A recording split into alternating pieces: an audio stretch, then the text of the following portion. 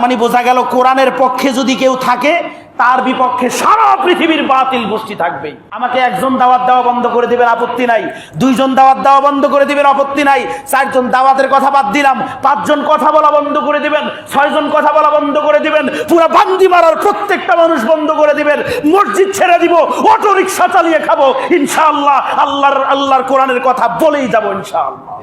আপনারা বলতে পারেন হুজুর চুপ থাকেন, উদ্ধতপূর্ণ আচরণ করবেন না। আপনারা বলতে থাকেন এইভাবে কথা বলার দরকার নাই। আমার নবীজি যখন মেম্বারে কথা বলতেন, কয়েকদিন আগেও বলেছি, মেম্বার কাঁপতো, সাহাবারা আলোচনা করতেন। আমার মনে হয় আল্লাহর নবী মেম্বার ভেঙে নিয়ে মসজিদের মধ্যে পড়ে যাবে। সুতরাং আলেমদের আওয়াজ হবে বিশ্ব নবীর আওয়াজের মতো, আলেমদের কথা হবে আল্লাহর নবীর কথার মতো। আলেমরা কথা বলবে সঠিক কথা, মামুনুল হক হোক, যেই হোক, যে যা মনে চায় তা হোক, সারা জীবন যারা কোরআনের কথা বলে এসেছে আমরা তাদের বিপক্ষে যেতে রাজি নই। আজকে আপনাদেরকে একটা, আমি নাম বলবো না, গুগল একটা সঠিক সার্চের ইঞ্জিন না ভুল সার্চের ইঞ্জিন বলেন তো? গুগল একটা সার্চ দেওয়ার জন্য সঠিক ইঞ্জিন না ভুল ইঞ্জিন? সঠিক না? আপনি পৃথিবীর যে কোনো জায়গার রাজধানী সম্পর্কে জিজ্ঞাসা করবেন, গুগল সঠিক তথ্য দিবে না ভুল তথ্য দিবে? সঠিক তথ্য দিবে, ঠিক না? পৃথিবীর যে কোনো জায়গা সম্পর্কে আপনি এখন দেখেন গুগলটা কতটা সঠিক। গুগল ম্যাপ ট্র্যাকিং এ আপনি দিবেন, আপনার গাড়ি নিয়ে চলছেন, আপনি দিয়ে দিলেন ঢাকা মতিঝিল, আপনার প্রত্যেকটা রুট সঠিকভাবে দিয়ে দিচ্ছে।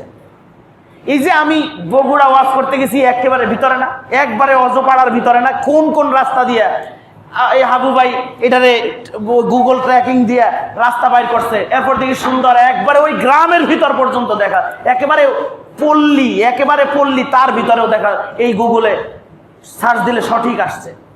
আজকে বাড়িতে গিয়ে সবাই লিখবেন যে পৃথিবীর সবচাইতে নিকৃষ্টতম প্রধানমন্ত্রীর নাম কি, গুগলে 5 জন আসবে, দেখবেন প্রথম নাম্বারে কার নাম আসে। তার মানে সারা পৃথিবী জানে কে খারাপ, কিন্তু সারা পৃথিবীর ইহুদি খ্রিস্টানেরা চায় যে খারাপ গুলাই মুসলমানদের উপরে চেপে বসুক।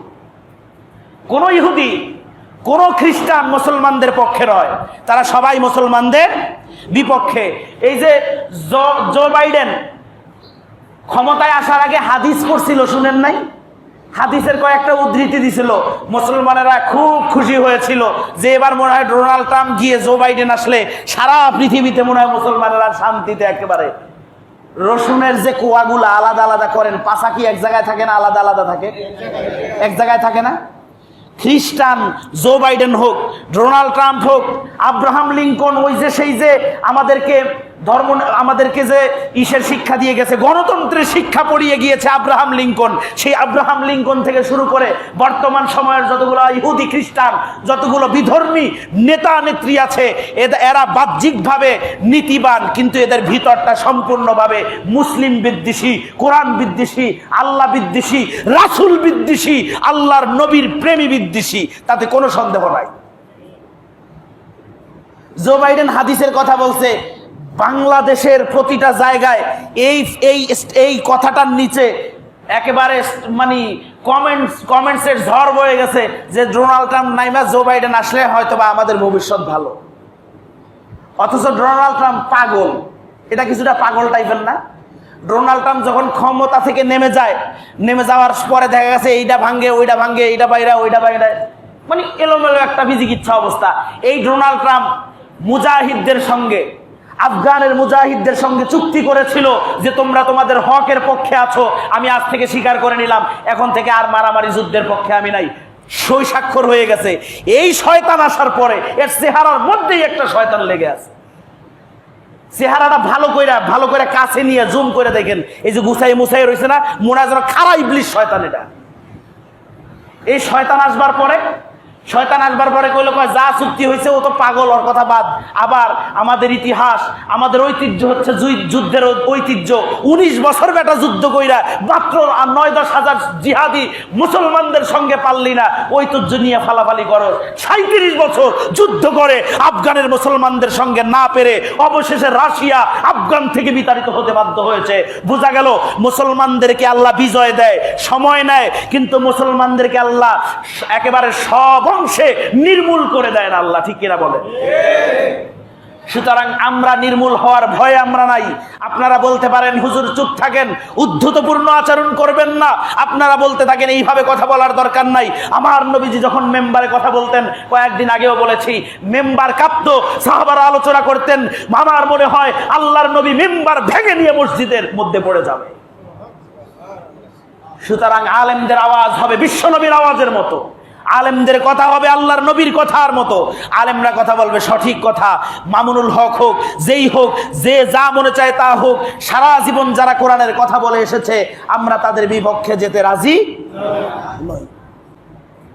আজকে 2 দিনে এত ভালো হয়ে গেল, 2 দিনে এত ভালো হয়ে গেল, কেমনে এত ভালো হলো? অথচ তারা সারা জীবন কোরআনের বিপক্ষেই চলে গিয়েছে। এই কথা বলতে কি কোনো দোষ আছে? আপনাদের থাকলেও আমার পক্ষে কোনো দোষ নাই।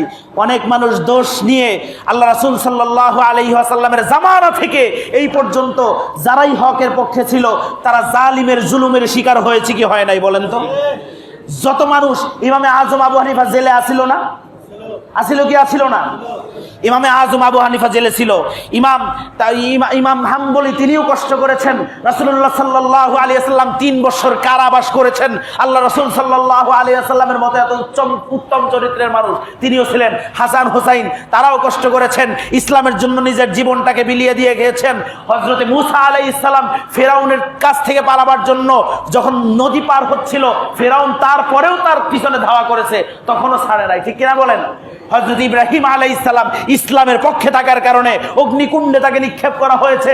বোঝা গেল পৃথিবীর শুরু থেকে আজ পর্যন্ত যতগুলো মানুষ কোরআনের পক্ষে ছিল, দ্বীনের পক্ষে ছিল, আল্লাহর পক্ষে ছিল, সেই সময় যখন ইমাম আবু হানিফাকে জেলে প্রেরণ করা হয়েছে সেই সময় মানুষ তাকে খারাপ বলেছিল, কারণ সেই সময় রাষ্ট্রপ্রধান বিধর্মী ছিল না, ইমানদার ছিল, মুসলমান ছিল।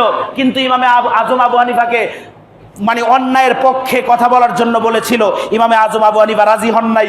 অবশেষে তাকে বিষ প্রয়োগে কারাগারের ভিতরে হত্যা করা হয়েছে, তবুও তিনি আপোষ করেন নাই। আজ থেকে শত শত হাজার বছর পরে দেশের হাজার হাজার ওলামা একরাম সবাই ঐক্যমত পোষণ করেছে, সবাই বলেছে যে সমস্ত ইমামদের ইমাম ইমামে আজম আবু হানিফা রহমাতুল্লাহি আলাইহি নিঃসন্দেহে একজন বড় আল্লাহ রাসূলের সাহাবীদের তাবিঈ ছিলেন। সুবহানাল্লাহ।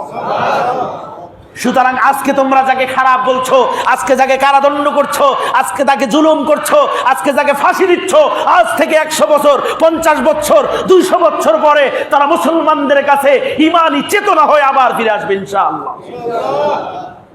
সুতরাং এটা আমাদের ঈমানি দায়িত্ব।